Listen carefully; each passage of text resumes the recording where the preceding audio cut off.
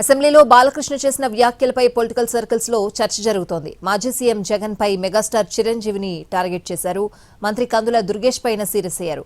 బాలకృష్ణ వ్యాఖ్యలపై భగ్గుమన్నారు వైసీపీ నేతలు. అసలే కోతి ఆపై కళ్ళు తాగింది అన్నట్లుగా వ్యవహరించారని ఘాటు వ్యాఖ్యలు చేశారు.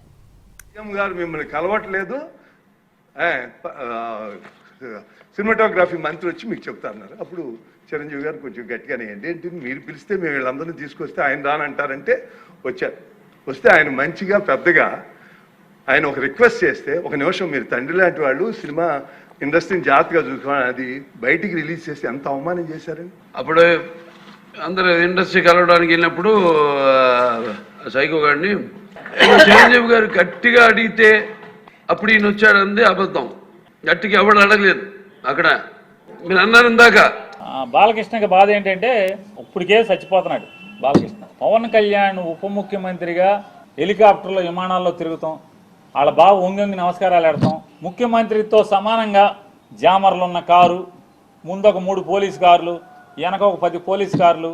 అసలు మామూలుగా పవన్ కళ్యాణ్ కారు దిగంగానే వాళ్ళ బావ కన్నా ఎక్కువగా ఓ 25 మంది పోలీసులు చుట్టూ సఫారీలు వేసుకుని తుపాకులు ఇచ్చుకుని ఓ 25 మంది పోలీసులు. కొత్తలాడిపోతున్నట్టున్నాడు మనోడు. ముఖ్యమంత్రి గారికి మరి వాళ్ళకి లేదు,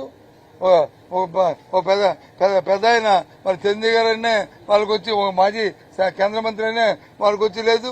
సినీ పరిస్థితుల్లో మరి దిగ్గజమైన ఆయన గురించి కూడా వారికి లేదు. మరి ఎవరి మీద మీకు గౌరవం ఉంటుంది? ఎవరి మీద మీకు ఉంటుంది? మీ మీద మీరైనా పుట్టింగ్లు ఈ రాష్ట్రంలో ఏం అడుగుతున్నాను నేనేం తినగా ఎవరైతే మాట్లాడారో ఆ వ్యక్తిని అడుగుతున్నాను బాలకృష్ణ గారిని. మీరైనా పుట్టింగు మీకంటే ఎవరు లేరనుకుంటున్నారా?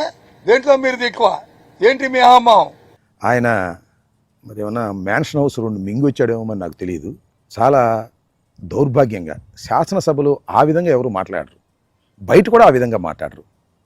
అసలే కోతి కళ్ళు దాగిందన్నట్టుగా అసలే పెద్ద సైకో. దానితో పాటు 2 మ్యాన్షన్ హౌస్ ఆఫులు తాగి వచ్చినట్టున్నాడు. ఇష్టం వచ్చినట్టుగా మాట్లాడేటువంటి ప్రయత్నం చేశారు. మాట్లాడే విధానం, ఆ హై హ్యాండెడ్నెస్ అసలు ఏంటి అని అసలు అర్థం కావట్లే ప్రజలకు. మీరు ఏం సమాధానం చెప్దాం అనుకుంటున్నారు? అంటే ఈ తరహాలో అసెంబ్లీ సమావేశాలు జరుగుతూ ఉన్నాయి. అసలు నేను అడుగుతా ఉన్నా, డైరెక్ట్ గా అసెంబ్లీలో మీరు ఈ పదజాలం వాడచ్చా? బహుశా బ్రీత్ అనలైజర్ పెట్టాలేమో.